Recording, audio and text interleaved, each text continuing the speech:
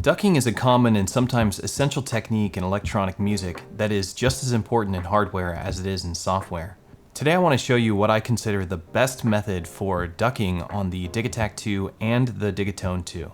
There's many different ways to achieve the effect of ducking. On the Syntakt, you're able to use an inverted envelope and you can parameter lock that inverted envelope to certain triggers and then just let that play and then choose what goes into the Syntakt's effects bus, and then those tracks will all be ducked based on the shape that you've chosen with your envelope generator. On the Digitakt II and the Digitone II, before you were able to send tracks into the compressor, you would use LFO, and you would set the LFO shape to exponential, then you would change the depth to negative, which would invert the shape, and then you would set the condition to either trig or trig 1 if you only wanted it to trigger that exponential shape one time. And of course, if you're going to do this technique, you're going to want your destination to be the amp volume. You can also target your filter frequency. It has a really nice sound for doing ducking as well. You can actually get really surgical with your LFO and adjust the phase, give it a little bit of volume before the duck, play with the fade. It definitely works, and it's what I used for a very long time before using the compressor bus. And this was the most common way to do this. You would do this on a per sound basis, and this would work great, but it's not the best method. There is a better method. The last method I want to talk about is with the compressor itself. This might be the most obvious method. If you looked at the compressor, you'll see that it has a sidechain source. When it's set to compressor, it's just going to use the entire master bus and it's going to compress the master bus. But you're able to select a track. What we want to do is select a track that we're going to choose to be our sidechain source for all the other tracks. And why this is unique and a little bit different doing this method versus just choosing your kick drum, which is typically on track 1, right? What we want to do is have this source be able to be available at all times. And this allows us to have multiple kick drum tracks. And it also allows us to let our sidechain ducking happen all the time while we mute our kick drum. Because when you choose the kick drum as your sidechain source, when you mute your kick drum, stuff that you've chosen to have the sidechain effect is going to stop being ducked and it's going to suddenly open up really wide. And if you've been doing some like crazy effects on it or opening the filter cutoff really wide and you've got this sound that's really huge and you've been expecting it to stay ducking on that rhythm, it's going to kind of explode in the mix. So during a live performance, it can get a little out of control. It might sound a bit unintentional. This will clear that up for you. So what we do is we pick a track that we want to be our sidechain source. I like to use track 16 on both Digitakt II and Digitone II, and I do this on both boxes. So I'll go to track 16, open my step sequencer, put 4 steps down, and all I gotta do now is load a preset, find a kick drum. This is a part of the whole workflow, is picking a kick drum that you like the shape of how the compressor reacts to it. Go to our compressor. We're already there right now, and I've already selected track 16. Remove the sidechain filtering, have a kick drum picked out.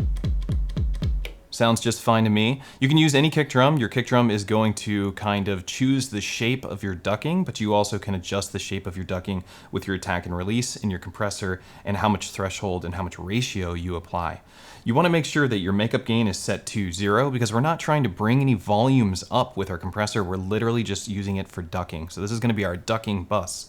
Anything we send to the compressor is going to have this same rhythm applied to it where this volume suck is going to occur. Right now I have nothing going to my sidechain bus. Let's add some of our tracks to the sidechain bus. Function setup, compressor routing. Let's throw a couple of these tracks in.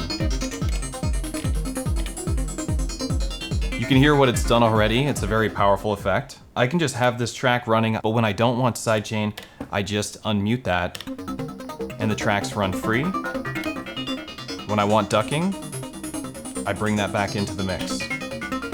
For the most part, I just leave it unmuted and let it do its ducking thing because that's its purpose. But you can hear what it's done. It's changed my music pretty dramatically.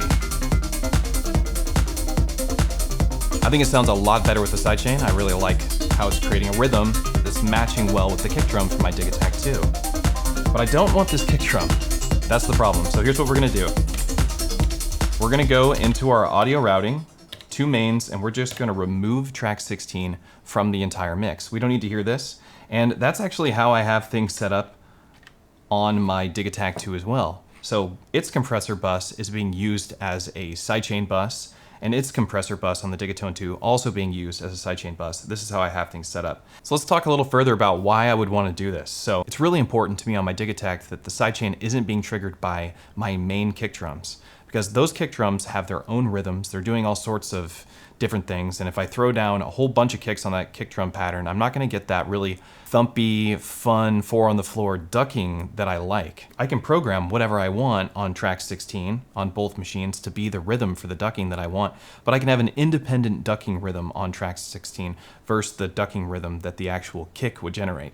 But also my workflow, in my techno production especially, is to have 2 different sets of tracks that are doing similar things. I'll have a kick drum on 1 and 9, like a sub or pumping sound on 2 and 10, a snare or a clap on 3 and 11, so on and so forth. Hats, open hats. On 8 I'll have some sort of special sound like a vocal that just goes on both sides. But 16 remains being my sidechain ducking source. So when I want, I can switch my kick drum, but my ducking is still happening. This track right here, it's very noticeable when I have my ducking active. Here's what happens when the ducking isn't active.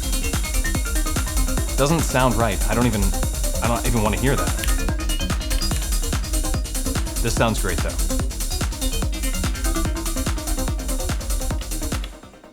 Here's an example of how this sounds on a chord. I'm gonna go to track 16, throw down 4 on the floor, go to my presets. I'm gonna find a kick drum. I'm gonna go into my compressor, remove the sidechain filtering. I'm gonna target track 16. I'm gonna remove the makeup gain, set the compressor mix to 127. Now we want to go into our compressor routing, remove the kick drum, of course. We wanna hear what this chord progression sounds like. That's on 1, so we can remove all the other ones.